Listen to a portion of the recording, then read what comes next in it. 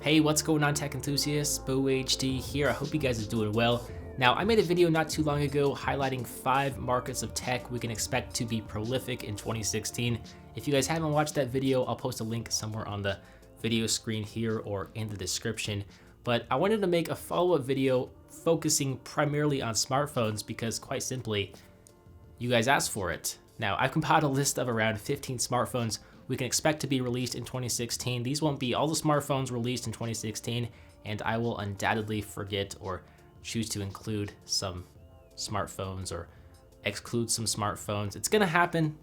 What can I say? With that said, let's jump right into it. Let's focus on Samsung for a bit. Samsung has several flagship smartphones to release in 2016. We can of course expect to see the Samsung Galaxy S7 and S7 Edge to be released relatively soon, I would say within the next couple of months, and the Note 5 and S7 Edge Plus will be released towards the second half of the year. Now, I don't expect a major design refresh like we've seen last year in 2015, but we can expect to see, of course, updated specs, as well as some form of Force Touch implementation similar to 3D Touch in the iPhone 6s or iPhone 6s Plus. LG should release their own slew of smartphones this year. Usually we would see a new LG G Flex smartphone announced by now, but we have yet to see it. We haven't seen one at CES this year, so we can expect to see the LG G Flex 3, but probably not till later in the year as we've seen no recent leaks. The LG G5 and LG V10 equivalent, I don't know what they're going to call the new LG V10, but they're expected to be coming this year.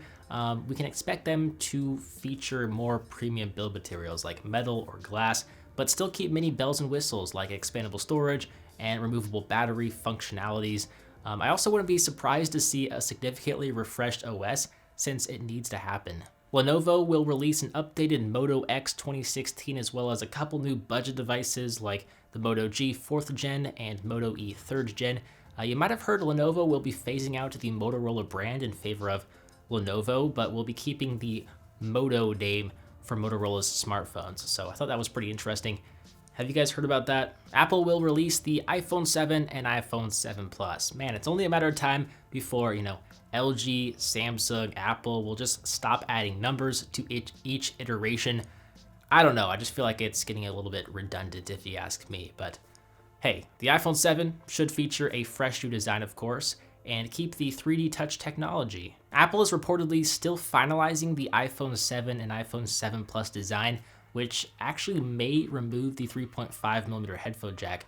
Of course, we'll find out more details later in the year with new leaks, but that would certainly be dramatic. So are you guys in favor of this cord cutting option?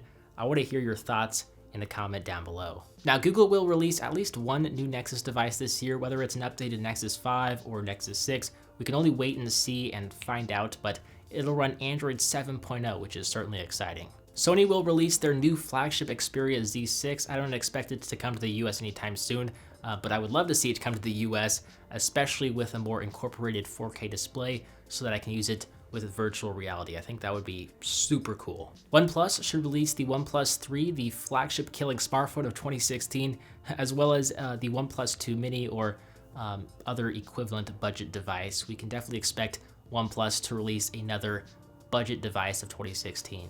Microsoft may release a Surface smartphone that resembles the build quality of a Surface tablet or Surface portable laptop PC while running the latest version of Windows 10, so that should be super cool. HTC will release the HTC One M10 flagship smartphone. Now, I'm really rooting for HTC this year, as I sincerely hope they learn from their mistakes with the M9.